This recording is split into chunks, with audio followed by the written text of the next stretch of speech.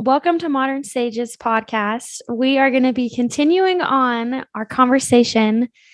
This last podcast that we had, I was sharing my spiritual journey, what I've learned about spiritual gifts and my own kind of viewpoints with relationships and all of those things. And today we're going to be able to hear from Miss Candace here in sharing with us all of the goodness, all of the things that she's experienced. She is just such a wisdom woman, so wise, has so much to share, so much to offer. And so I'm just like chomping at the bits to just hear what we have to explore with Candace here. Oh boy. Did I talk you up too much, Candace? No, I'm scared. We face that shadow. Hold on. Welcome to Modern Sages podcast. I'm Jen Gilbreth. And I'm Candace Kunze. With over 25 years combined, we have delivered messages from beyond, explored ancient healing wisdom, and integrated these profound teachings into our everyday life. We are passionate about creating new ways of being human in the modern age by integrating the wisdom of the past with the present and coming into remembrance of who we truly are. Are you ready to change your relationship to life itself? If the answer is yes, your journey begins now. So Candace, when, I guess, where did your spiritual journey start? I'm assuming it was as a child. So do you want to just kind of take it from there and we'll go from there? It's funny to kind of think about it as I reflect on my life.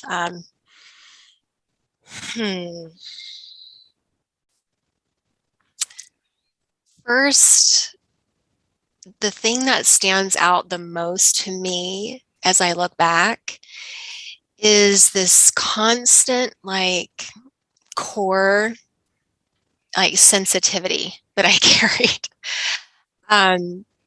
For many years, I felt like this was a curse in a lot of ways, this ultra sensitivity. I always had this feeling of vulnerability that we were talking about earlier, almost like my heart or my chest was turned inside out. And I came into the world that way. And the world seemed so harsh. As I got older, I didn't realize it was almost like I came in naive, thinking that everybody would love each other and be kind to one another. Yeah. And help each other. It didn't. I think that's always been what was always my biggest surprise, that it wasn't. This is a world of duality, and I wasn't supposed to experience just this open-hearted kind of feeling or experience. I'm grateful that I have that, because I feel like that's what brought me back to myself as I came full circle with that journey.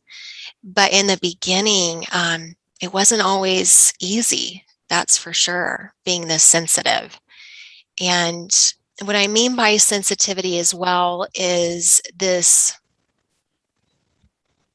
recognition of what people were feeling around me. It was like I just knew what was going on without adults telling me what was going on. And I could sit in someone's presence and I would just get this download of information about their lives, about their insecurities, about what their desires were. And so I'd start having these conversations as I got older, like, you ever tried doing this and that? And they're like, I've been thinking about that, or I've been wanting to explore this or explore that.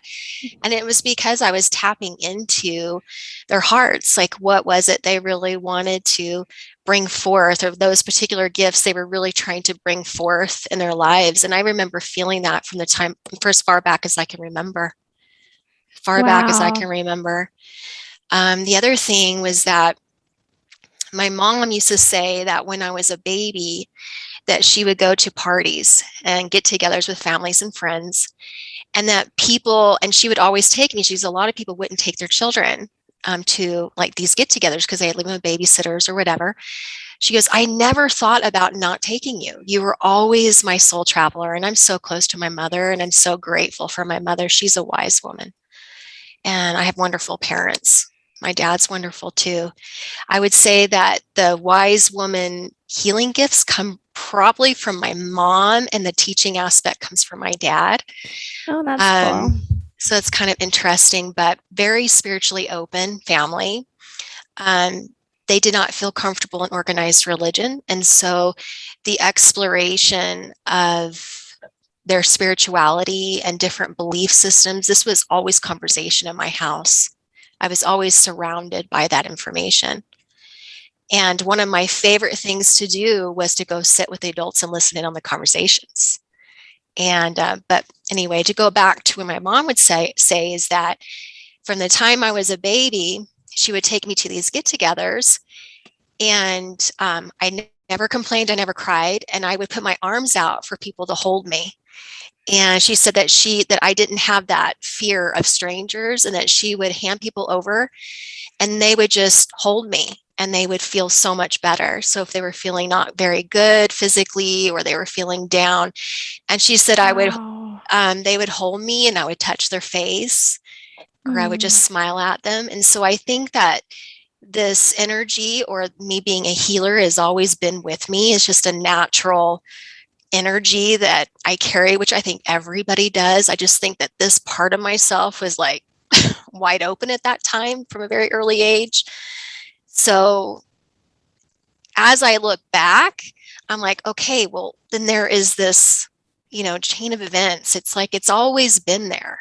It's always been the essence of my energy, or what I bring to the table, or for whatever reason of these big agreements that I have with my soul, but this is something I've brought in with me in this vehicle. So as I got older and I started to draw a lot, I love drawing. I would draw for hours on hours. And I was lucky enough to be homeschooled for about 5 years.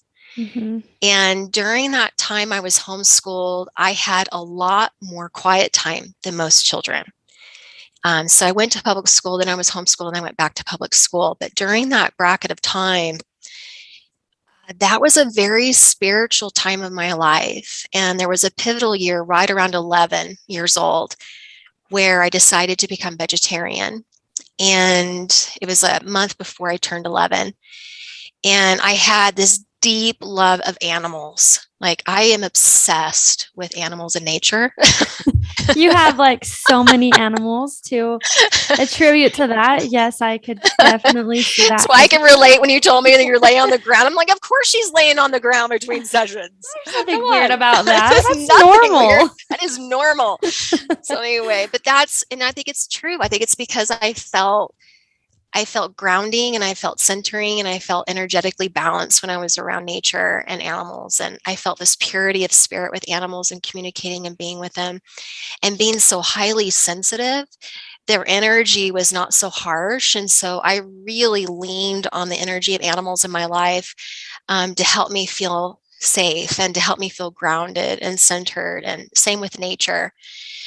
But I became vegetarian around that time because of my love of animals. That was the core reason. I couldn't even stand the thought of eating an animal. I just couldn't do it. It just broke my heart into a million pieces. And I was coming from that innocence of a child, And we had a family friend who was a vegetarian, and she was the one that exposed me to that idea, because I hadn't thought about it really when I was younger. But anyway, during that time, I was drawing a lot, and I drew everything with auras. Wow. Like, I look back at it now, and I thought, my parents could have looked at that and thought, what a strange child. She's drawing halos and auras around people.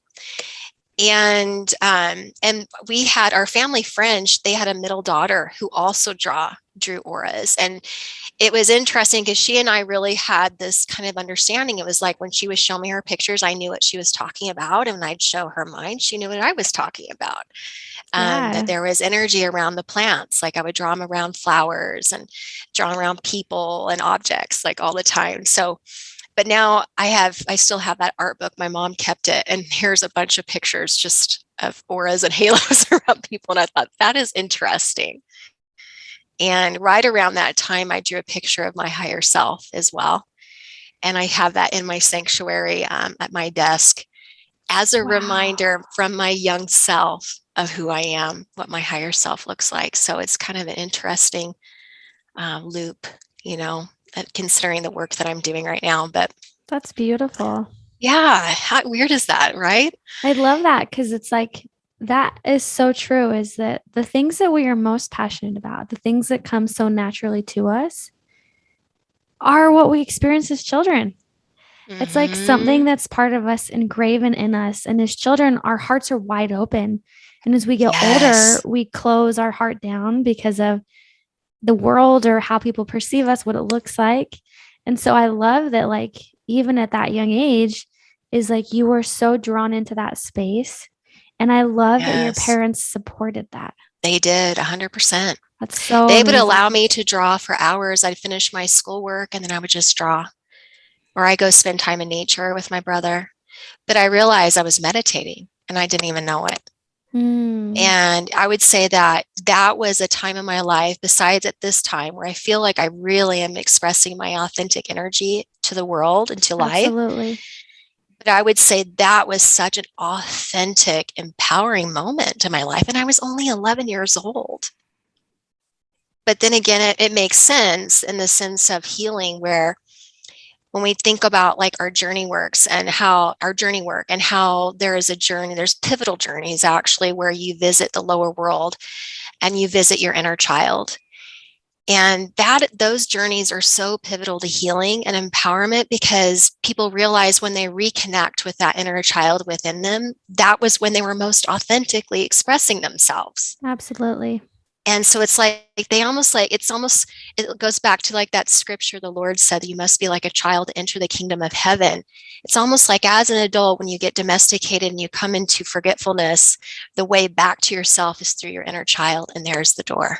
Absolutely. So it kind of does this like complete circle, So anyway, that kind of gives you an idea of what was going on when I was young. And then when I went to I had different spiritual visitations from my grandmother. I had a visitation from my grandmother, from my mom's mom. We went to a family reunion. I'd never met her physically because she died when my mom was only 8 years old. But I had a vision, or had a visitation from her. I had kind of weird poltergeist kind of activity at different houses. And I realize now that a lot of times when people have more than one home that's haunted, it's because somebody who is living there has gifts of spirit. Because spirit is, you put off a certain signal or a light, and they're trying to get your attention because they know you can hear them, see them, or sense them, or feel them. And we had a house full of very sensitive people. My mom was very sensitive. My dad and my brother and I were all sensitives. So we could all sense spirit. This big, huge, we're all putting off this big, huge light. Come over, hang out with us. So we had many hauntings and different things that happened. And I noticed that I would hear, see, or a lot of time audio. I would hear a voice talking to me, or telling me something. And I'll never forget, we were living at this town, and guess what the town was called? This is the most perfect name ever. The town was called Peculiar, Missouri. Okay, this is in Missouri, and the town was called Peculiar. Okay, and we lived in a haunted house in Peculiar, Missouri when I was about 10 years old. And we had many weird experiences there. But one night in particular, I was drawing underneath the mantle at the fireplace. And my brother was also drawing on the other side. And my mom was reading, I think, Narnia books, one of the Narnia books to us. And my dad's over there sitting with her. And all of a sudden I hear, move, you need to move now. And so I moved out of the way of the fireplace. And all of a sudden the mantle of all things comes off of the wall. Wow. And this is a huge mantle. And somehow my dad, because he said he heard a prompting, and he got up and went over to my brother and pulled him away from that mantle before it landed on the ground. Wow. And we had other experiences like that, but I would just feel here, and other members of my family did the same thing. So I think that it did run in my family as well. Did it mostly feel like you experienced things that were more heavy, or more of just like light, or was it both? It was random because at that same home, I had a visitation one evening from a woman who it seemed like she was around the 1800s. She had the white dress and the hair up on the top of her head. And she came to the end of my bed. And I know this may sound spooky, but I didn't feel spooked by her because she was so loving. And she said, "You remind me of my daughter." And I could feel like such love, but also kind of a longing energy from her.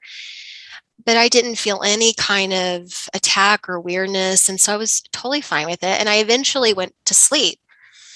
Well, the next day, next morning, I came to tell my mom about this visitation of this lady who was at the end of my bed and what she said. And she just went, she's like, "You are kidding." She goes, "I had a dream last night that a woman was standing beside my bed and said, 'I dropped my baby girl. I dropped my baby girl.'" So somehow her baby had passed away, but it was a little girl.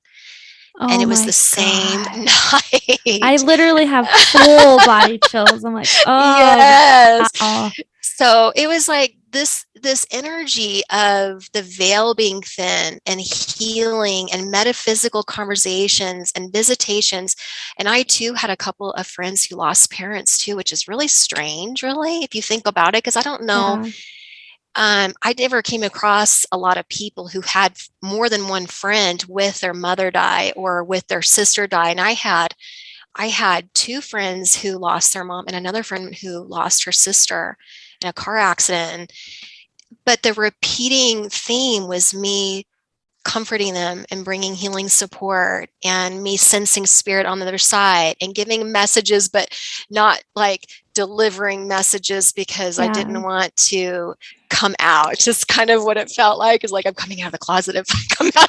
How can I do this? I need to do it without them knowing. People won't think I'm crazy, Yeah. But I remember that happening again and again. Wow. And it was interesting. When I got older in my 20s, I kind of shut it down.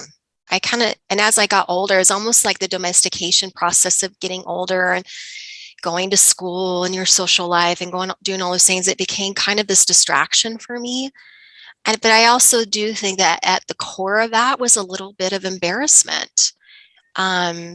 Just kind of hiding a little bit, not wanting to be perceived as so different.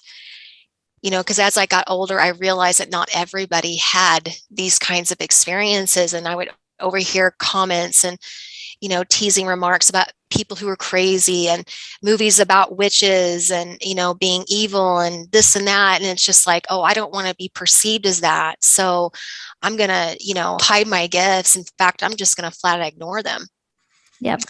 And I think it caused health issues for me as well. I think that it caused my depression because I ended up struggling with a lot of depression later on.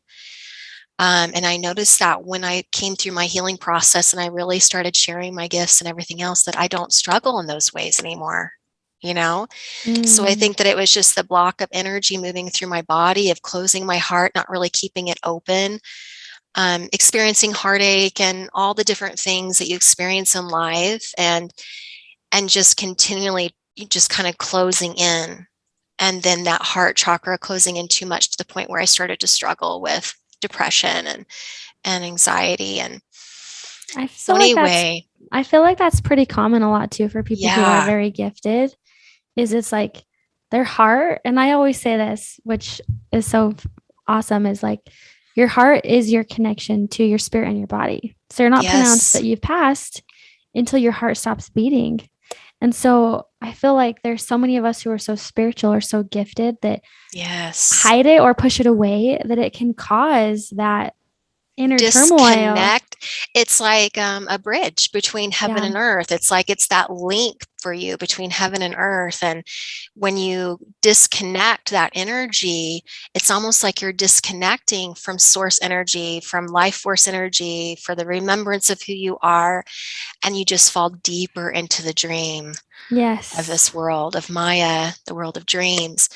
And that's where I was in the 20s, because especially after I would say my spiritual awakening started when I was pregnant with Ryan, my oldest. And at that time, I was struggling off and on with depression. But at the same time, I just found my beloved, my husband, and I was in love. And I went through a period of 2 years that was really good, really awesome. And then at the end of that 2 years, I started to feel that lingering of energy, of sadness coming from me. And when I was pregnant with Ryan, I came across a wonderful soul. Her name is Mindy. And I'm going to reach out to her and tag her when I tell her we're going to be putting this out. Because I tell you, I really give her a lot of props. I feel like she really guided me back to myself with my spiritual path. Our due dates were only 10 days apart. Her baby was due on April 29th and mine was due on May 10th. And when we were pregnant, we would hang out and we would take these walks and we would talk about spiritual things and talk about healing. And at the time she was studying tarot, and she taught me tarot, and we started having these conversations. And then she was also reading this book called A Course of Miracles, which is just one of the all-time best books I've ever written or ever read. Changed my life on so many levels. And she was like frustrated because there's things in there that really challenge the ego and challenge who you think you are. And so she would get all mad. She'd have it open and she would just get all mad about, I can't believe it, they would say this. But at the same time, it was so good because it really challenged her to go within. And then also her talking about it made me think about it. And then I started reflecting and processing and recognizing when the ego is dominating my life and how this ego identification was taking me away from the truth of who I was. And so it just started sparking like this journey inside of me. And then I couldn't get enough books to read. I would have like a stack of books next to my bed, literally like 8 inches thick at least, of just that I'd be reading at one time. So I'd read 10 minutes out of this, 10 minutes this at night, right before I would go to bed. And that went on for years. And I still have some of the books in my library. You have so many books. I love books. So anyway, that's what started my journey. And I started doing readings with people. And it was like when I started doing readings on my friends and family, I started reconnecting again back to those gifts of spirit I had when I was a little girl. And it just started opening me up. And I had a lot of mixed reactions from my family and friends, especially at that age, because I was only 24 and 25 years old. And a lot of people were partying and not really into getting serious about anything. And of course, this would always dive into very deep things and things that needed shifting. And at least that's where spirit would always lead me. It's like I'm always going to the root, it's like sometimes nice just to prune a few leaves and things like that, especially in my 20s, but I just had to go straight down in, and that made a lot of people uncomfortable, who weren't ready to receive that. So sometimes I felt kind of alone because it was like I couldn't quite share, everything about me at that time, and feeling like you kind of had to hush it up a little bit. I was so different, I was just my focus, my energies were it seemed as if it was that way at the time. It seemed like I was so different. Yeah. And so it was almost like still trying to fit in, even though I was in my 20s. So it's like I would just give little glimpses, here and there, and then keep the rest to myself. After I had Nate in particular, I struggled with some postpartum depression with both children, but my second one was really intense. And my postpartum depression was so intense it impaired my vision even. I physically felt so drained and my whole body would ache to the point that it would hurt. And I would get weird, blurry vision. And I felt so sad and so numb at times. It was like you plowed through sad and you went past that. And then I just went into this place of numbness. It just was like this.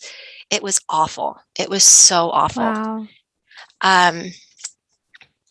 And what brought me back out of that was gratitude. That is what brought me out. At the time, gratitude was like this big popular subject matter because Oprah was super big and she was like really promoting the gratitude journals, and and everybody was talking about power of gratitude, power of gratitude. And being a stay-at-home mom at the time and overhearing, I'd put Oprah on and I would hear this power of gratitude. And I remember just not feeling anything. I was like, okay, I'm gonna start doing it. I'm gonna think of 3 things that I'm grateful for every day. And it was just the 3 for every day in the beginning. And I will never forget it. I remember when I first did it. Wow. I was at the park. Yeah, I was at the park with the kids. And I remember feeling like a huge chasm was in my chest. Like it felt like the Grand Canyon was in my chest. That's the depth of the achiness I felt, and longing and sadness. And I remember looking over to a tree and saying, I am grateful for the color green. And I looked up to the sky, and it was a blue skies that day. There weren't any clouds in the sky that day. And I said, I am grateful for the blue sky. And I remember when I said the things I was grateful for, I felt like I was faking it. I didn't even truly feel gratitude. It was more of like, I'm just faking it until I make it kind of a thing. I was like, I'm just going to keep doing it. I'm going to see what happens. And it reminded me of like a big penny jar, right? And every time I would say I'm grateful for something, it would be like putting a penny in a penny jar. And at the beginning, you only have a few cents, but it was a really big glass penny jar. We used to have a really big glass one. So I'm thinking one we had at home. And it ended up being hundreds of dollars when we actually counted it out when it got filled up. But it was like every day, that 1 penny, 3 cents, And then I realized like over time that those pennies or those gratitudes started to add up a little bit. And then I started to feel something. Yeah. It was just a small shift. And I think the reason, not only does gratitude open up the heart space, which we've talked about this with energy work, that gratitude has been directly linked to opening the heart chakra. And this is what increases abundance and prosperity in our lives, amazingly. And it opens up also the chakras in our hands to do energy work like Reiki. Gratitude is so powerful. And I feel like the other thing that made it so powerful, and I didn't realize it at the time, was that it's a form of mindfulness practice. Because in order for you to call something out, you have to be here. And when you're depressed, when you are just deep into depression, you're not even in your body.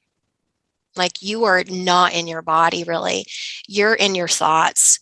You're either thinking about things that happened in the past, or you're worried about the future, but you're just in this you're not here. You're not truly here, present. And this was the key to me getting out of my depression, was gratitude and mindfulness, because I realized I wasn't living my life. Wow. And I know chemically this had an effect on me. Yeah. But I think that gratitude and mindfulness, and also reading the Course in Miracles, I ended up reading that. And that book, you're supposed to take a year and a day to read that book. You're supposed to read 1 page or a section a day. So I took a whole year and a day and I read that Course in Miracles. And I feel like during that process of getting up at 4 o'clock in the morning before the kids got up, saying the 3 things that I'm grateful for every day, and practicing being here, it restructured me energetically, but I think it also restructured my brain and my neuron pathways. It created new neuron pathways and remapped my brain. And then also energetically, it changed me. My whole human vehicle was transformed by those things. That It was is so, amazing. yeah, that's so powerful. And I love the point that you're getting, that it took time and it Yes. wasn't like all of a sudden a light switch on. It's that dedication. It's that dedication to every day renew that revival, renew who you Yes. are. And the simple act of saying 3 things each day is something that we look at and it's like, that's so simple. That's not going to work. But like, I'm a testament of that as well. There was one month that I was so depressed and I had a big calendar and I wrote 3 things every single day that I was grateful for. And it couldn't be the same 3 things. And it works. And that forced you to really dig. It's Yeah. like, okay, I can't say that now because I said that yesterday, or I Yeah. said that a week ago. I love that because that really expands it out again.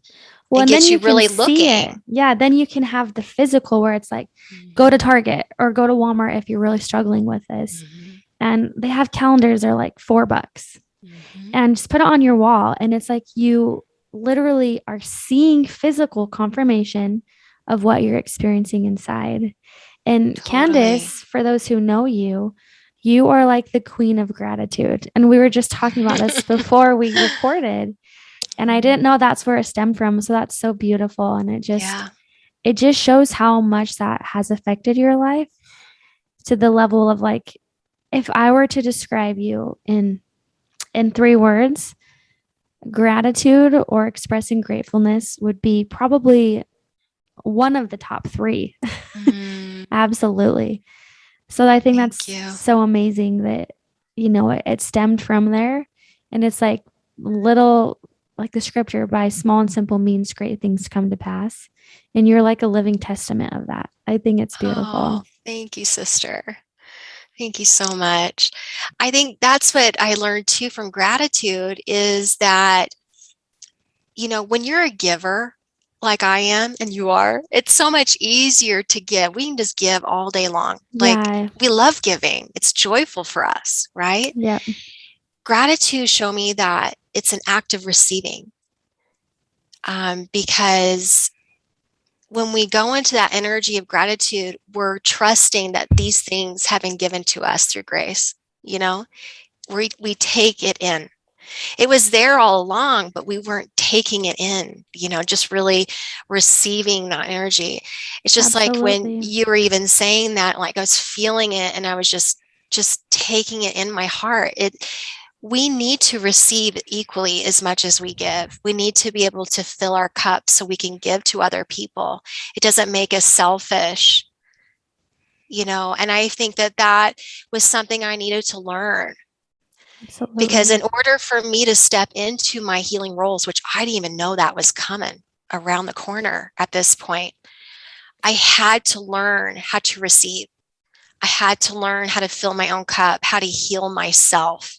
If I don't have the tools to heal myself and to fill my own cup, how in the world am I going to do that for someone else truly? Absolutely. So that is it's so powerful because it teaches you how to receive. And gosh, I think about like where that went from there. Speaking of receiving, not long after that, my brother, who was an incredible energy healer, he was going to massage therapy school and he took an elective Reiki class. And he's like, I got Reiki level 1 and 2. Is it okay if I practice on you? We could practice once a week. I was like, we had moved back to Utah from California. And so I was back near family. And that was so exciting to me because I thought, oh my gosh, yes. So I jumped in. I had no idea what Reiki was at that point. And he practiced Reiki on me once a week.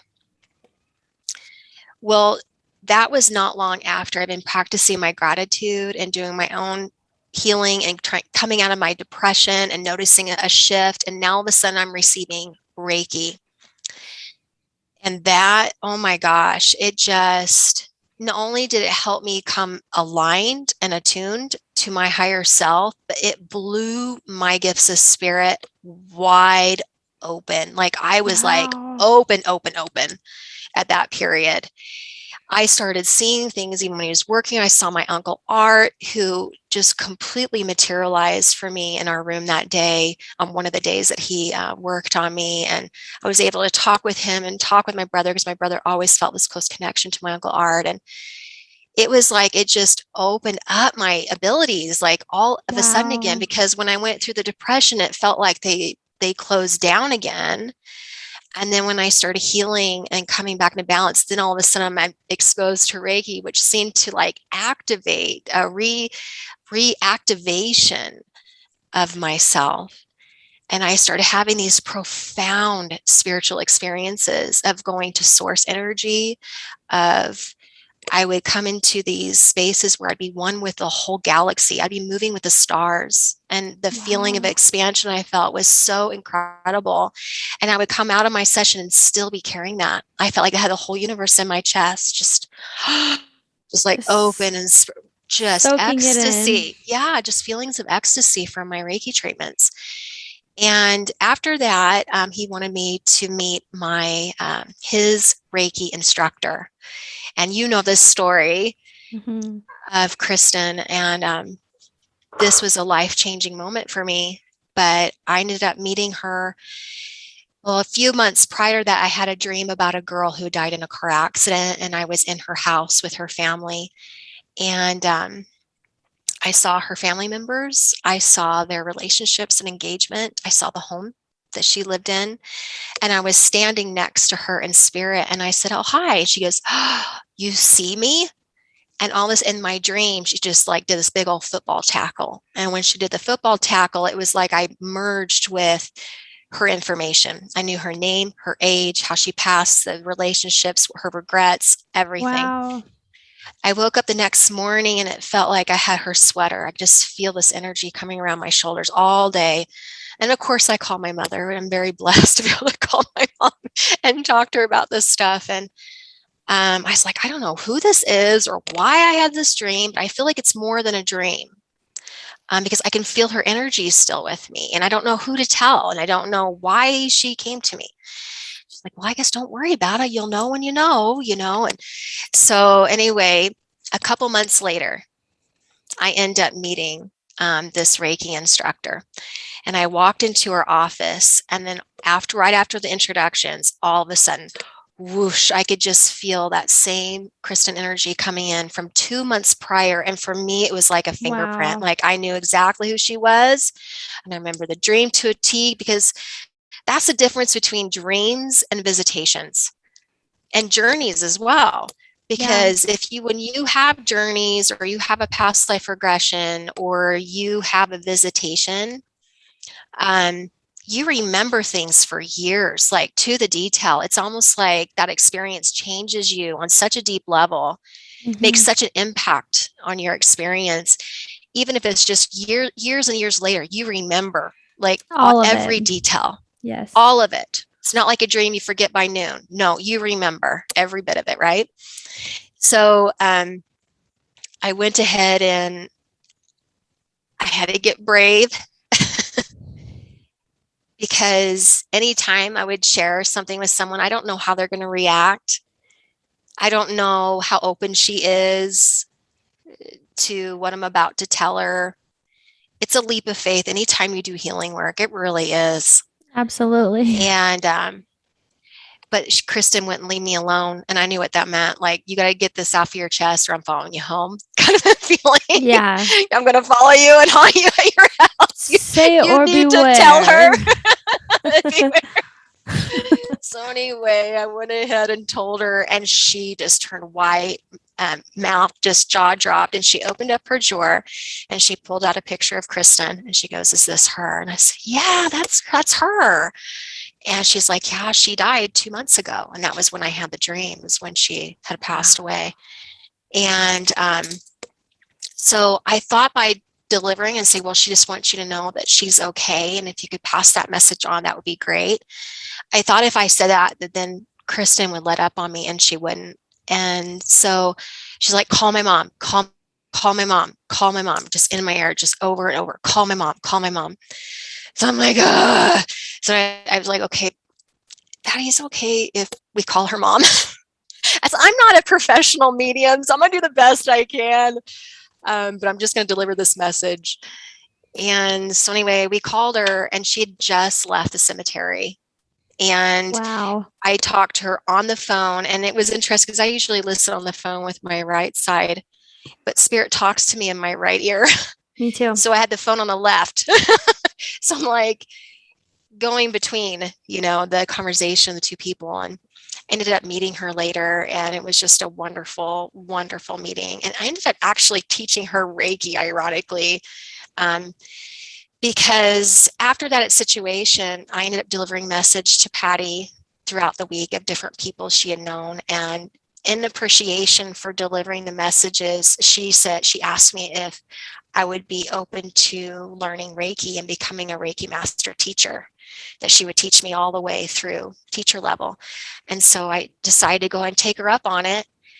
And from that point forward, I was doing Reiki and readings out of my house. Wow. And that was kind of like the beginning of me actually providing a service using my gifts of spirit. I would do a Reiki session and I would do a reading.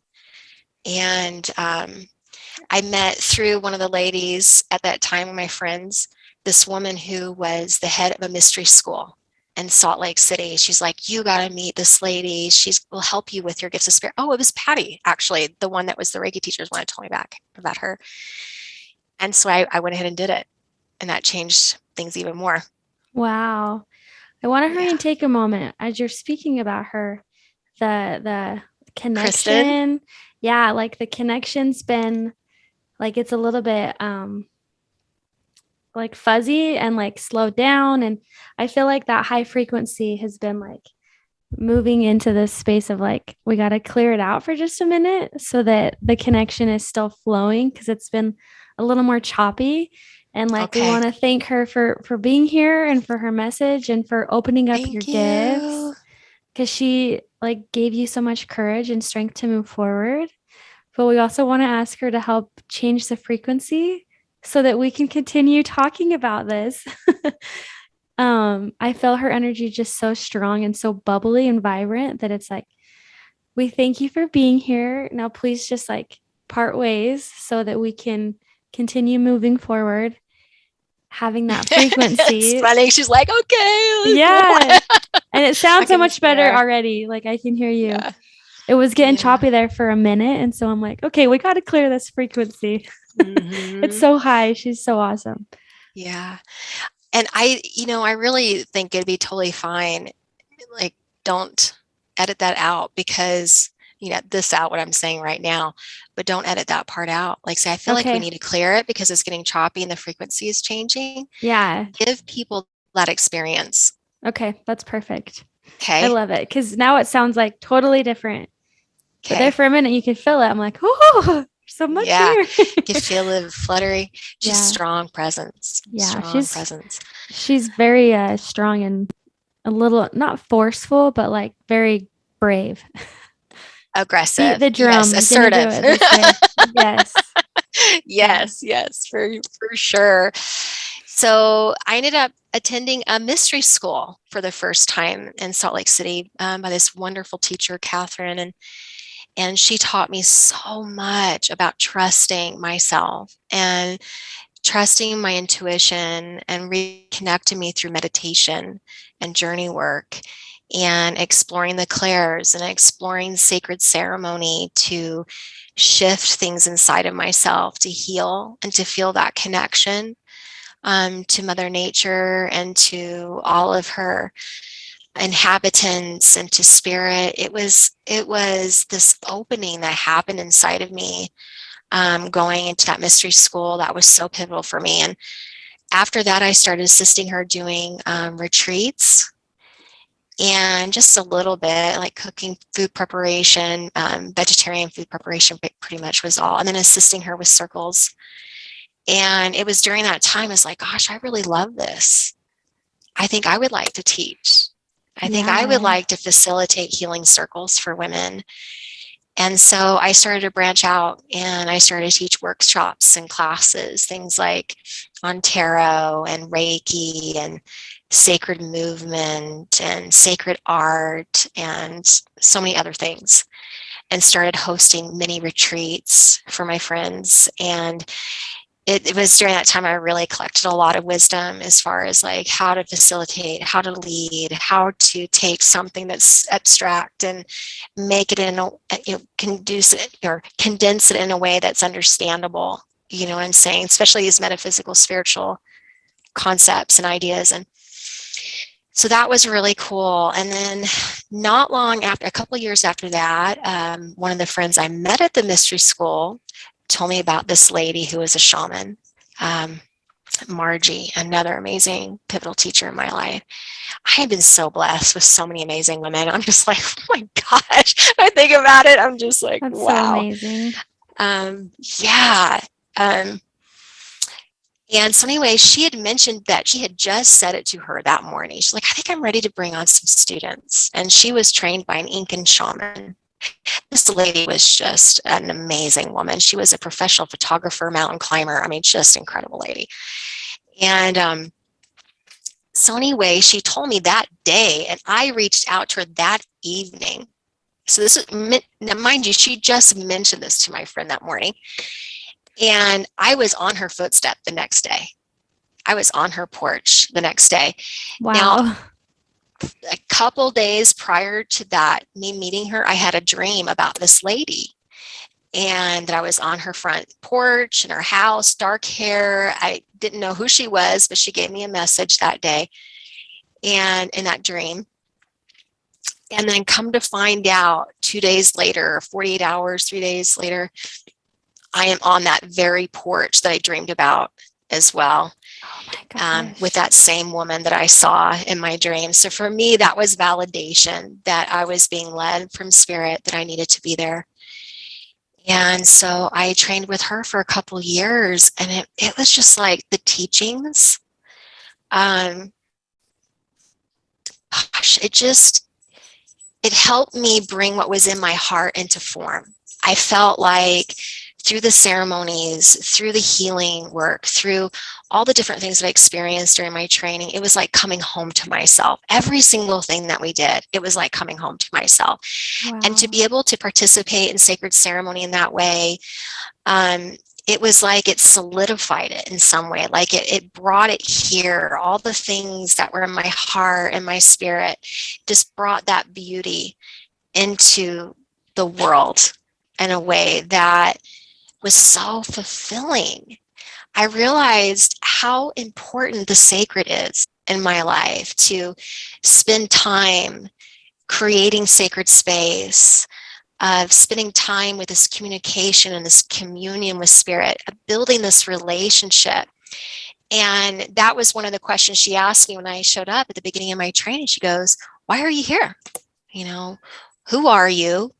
Why do you want to be a shaman? And I said, well, I know in truth I'm infinite spirit, that I'm a spirit having a human experience. The reason I want to be a shaman is that I have a love-hate relationship with life. Yes. And I want to heal my relationship to my life. I want to cultivate happiness and joy and peace for my life and my existence here. And I want to share that with others. And she's like, okay. I got to get my little dog here. Cute little Athena. Little Athena. Yeah. She's like, I missed you. I need to spend time on your lap.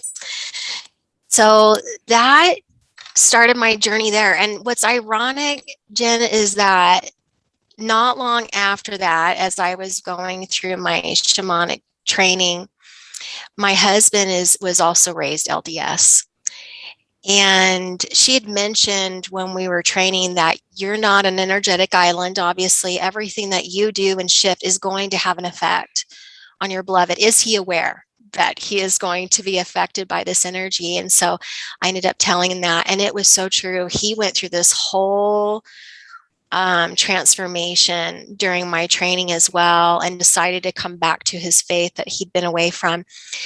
And during that time, we had decided as a family to be baptized as LDS as well, and to bring our family together to provide some kind of spiritual foundation to be able to provide tools for the kids that they could lean on as they go through life, a roadmap of what it's like to be here human and how to get through it the best way you can.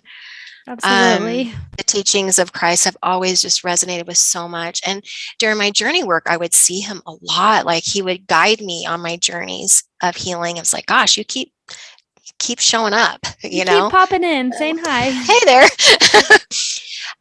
But that was very confusing for some people in my groups. They're like, why are you getting baptized? I mean, you're spiritual, you're a shaman, you're a healer, you're not going to be accepted. There was a lot of resistance. I actually lost some friends during that time that I got baptized. And there was some fears of that I carried, that I had to kind of face within myself. Absolutely. But for me, it's been a wonderful combination. I love the integration of my faith and my spiritual path. It has been the perfect blend for me. I use both depending on where I'm at and what I need. I feel like I have so much support. Yeah. Like multidimensionally support. And I also connect with my family and traditions and values.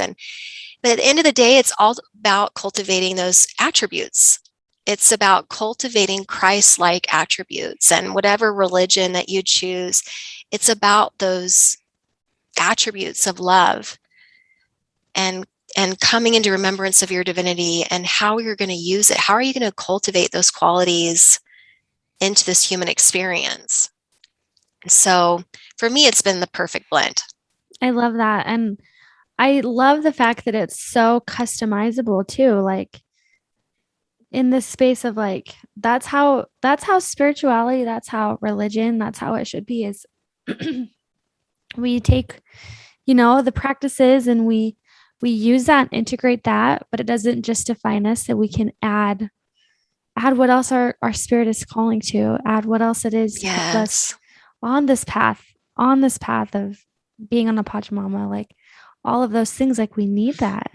Mm-hmm. And so I love that helped bring that structure for your family and for your faith and for who you are. I think it's beautiful. And it's like, everyone was like, that's so reverse of what it should be, like what they were saying, right? But who's to say what your spirit journey is? It's yours. And I love the fact that it's worked for you. That's so beautiful. Well, like, for example, the match, how it works for me, for example, like when we talk about the medicine wheel and shamanism, and we think about the direction of Earth and the connection to our ancestors and the wisdom of our ancestors. It's like, when I read Holy Scripture, for me, it's that direct access to my ancestors and the wisdom of our ancestors, our elders, my family, and the people who wrote those sacred words, including our beloved Lord Jesus or Yeshua, if we want to call him Yeshua. I feel like I'm integrating those wisdom teachings inside of me, like I'm being open to be receptive to the guidance they've given me, like a roadmap on a trail. I'm on this dusty, hot trail, and there is this map that's laying on the side of the trail, and it gives me direction and insight into the trails that are up ahead and the challenges that are coming my way. I don't have to use the map. I could just go do it, and that would be fine. There's no one judging me. But for me personally, I'd rather look at the map, because if I can look at the map and I can get insight into what's up ahead and the possible challenges and how to get through those challenges, that's what's at the core of these sacred teachings and scriptures that we've been given on this planet. No matter what that religion or faith is, they're like the roadmaps. They're like the ones that say, hey, we've been there, we've done that human thing, and let me tell you, if you do this, this, and this, it leads to this. If you do this and this, it leads to this. Which would you like? Which one would you prefer? They also remind you of something greater than your body, your mind, your emotions, that you are something more than that. And that's what these Holy Scriptures have in common as well. is that you are divine, that you are made in the image of your creator, which I need that reminder. Yeah. I need the reminder of our wise people. When I'm caught in the drama of my emotions and my feelings and Maya and the dream, I lean on those wise people or those scriptures or those teachings to say, wake up, Candace, wake up. Wake Come up, home to yourself. remember who you Remember are. who you are. Come back. How can you shift this energy to be aligned with who you are? How can you shift this? I love Because that. that's what I'm responsible for. Absolutely. I'm not responsible for anyone else. And that's what I've learned from my spiritual path, is the path of ultimate accountability. People can say whatever they want, but at the end of the day, are you going to follow through on what you know to be true? Absolutely. How are you going to manifest that in your life? And that's what my spiritual path taught me, because otherwise they're just words. Absolutely. Or they're just, shiny pennies, but they're not really truth. They're not things that are transforming my life and helping me cultivate that happiness and peace. And which goes back to what I learned about gratitude. I realized through that experience, not only is it important to receive, but that, sometimes I may have experiences of happiness and peace fall in my lap, and I'm really grateful for that. But most of the time, I had to work it. I had to cultivate happiness. And that was that really opened my mind. I realized I needed to stop waiting. I needed to stop waiting for happiness to show up. And I had to start creating situations that cultivated that energy in my life. Absolutely. Yeah, absolutely. How would you say, I love all of that. I think it's so powerful, is that accountability. How would you say that's affected your space with your connection, your relationships? Oh gosh, it has brought such a deep level of intimacy. I used to long for intimacy, true intimacy, especially with my beloved. And I feel like being willing to go within myself and be so raw, integrate that shadow with my light without hiding, embracing all of myself.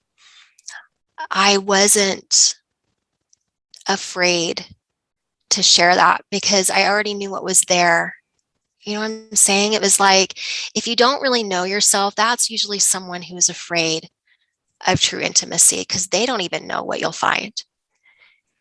And I felt like doing my spiritual work, because I got to know myself so deeply and profoundly, all aspects of myself, the good, the bad, the ugly, and everything in between, and embrace the wholeness of my power. Yeah, it almost gives you more freedom to allow someone else into that space. Yes. Because you know who you are and you got this. So then they're able to be like a bonus in the fact that helps you really integrate what you're learning also into the physical form as well.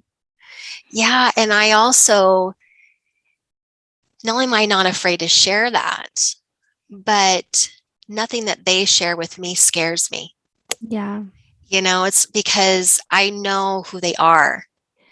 It's almost like, even if the darkest places and the things they're most ashamed of, whether it be my husband or my friends or the clients that I've worked with, my children, whatever, they feel that safety with me because they know I see them. Yeah, you do bring that space of unconditional love, acceptance.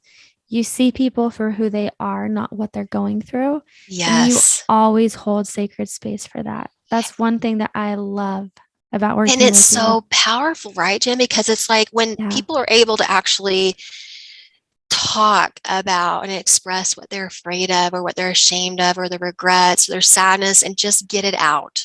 Absolutely. It doesn't mean anything about you. Nothing. Nothing. But to be able to fully give it permission to be expressed and to be fully felt in a safe space, that is life transforming. I learned that about my spiritual path for myself. And then being able to do that for others has deepened my relationships. It's made them so much more fulfilling, on so many different levels. And then I noticed too that my sensitivity and my connection and my relationship to Mother Earth has strengthened. Oh, It's yes. like she's a being I speak to. I feel her. I understand her, and I understand like the animal kingdom and the mineral kingdom and the plant kingdom. And people don't realize the endless opportunities for connection, just endless opportunities for connection, not just with yourself and your creator and your beloved, but like with every tree that you pass by and every flower and Mother Earth and the animals and people. It's just, you're surrounded in spirit, right? Mm-hmm. Connecting with spirit on the other side. You just have endless opportunities to connect. And that just makes you feel abundant, right? Because it's like, gosh, what could I want more than Well, and that goes back to what you were wanting when you were working with Margie. Is that her name? Mm-hmm. She said, what do you want? And you're like, I want to have, I have a love-hate relationship with life. I want to love it. And you embody that so beautifully. And of course, you face challenges. There are times where, maybe you're disappointed with something or it doesn't go well. But once again, you have the tools to discover, to see what are the contracts that I have? Why is this showing up in my life? What's the lesson to learn? How do I help them remember who they are? You view it at more of this higher consciousness space of love, of light, than of being like, it's almost like you help people awaken instead of trap people in the dream with you. And so I think that's you don't such have a beautiful to leave journey. here either. Thank you, Jen. It's like you don't have to leave here, right? Yeah. You don't have to leave.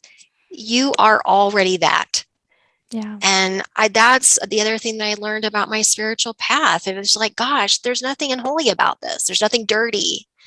And it doesn't mean that I came here to be human. That's what I signed up for. Okay. But there's nothing wrong with that. And there's nothing evil about it. And there's nothing that pulled me away from the true essence of who I am. I'm never alone. I am always connected to spirit, can never be separated, ever. I can believe that if I want. I don't recommend it. It's not a fun way to live. This is a lot more fun, So, but it doesn't mean that I don't go through everything that we all, even though I've had this exposure and I've had this remembrance. But you're right. It's like, as I go through it, I have such a broader perspective on it. It's like I'm able to go through these things, these challenges of death and disease and mental illness and all the different things that I've had to face over the years and see it from a different point of view. It's like the eagle eye view that you were talking about when you were talking. It's eagle view. Yes. And it doesn't mean I don't go in there and feel it and I cry, but then I don't resist my crying. It's like if I'm sad, I fully feel it. I know that it's holy. It's sacred, even to feel the sad stuff, the hard stuff. And I give myself full permission, head to toe, and I get into it because it's sacred. It's not something that should be pushed away. I'm here to be human. I love that. It doesn't mean that you don't go around too, if you're spiritual, that you don't pay your bills or that you don't have a job or you don't do those things, but you do it from a different angle for sure. Yeah. And it helps you feel more intimate with your life because you're not stuck in the day-to-day. Of course, you still do that, but it's like taking time to remember, to pull back, to know that you're human. And of course, there's that balance of being here and being spirit and being here and being spirit, but it doesn't have to be one or the other. It can be flow together. And you're such a great teacher of that. So I'm just so blessed for being able to hear your story and learn your inspiration. And I think it's amazing that, even when you're speaking, we could feel that energy come forward and that intensity. We could even hear it happen. And I just know you've helped so many people, and you're such a light to so many. And I know that you've definitely blessed my life in countless ways. And I'm just Thank you, sister. so blessed and so excited to see what else you do. Thank you. Of You course. too. Thank you.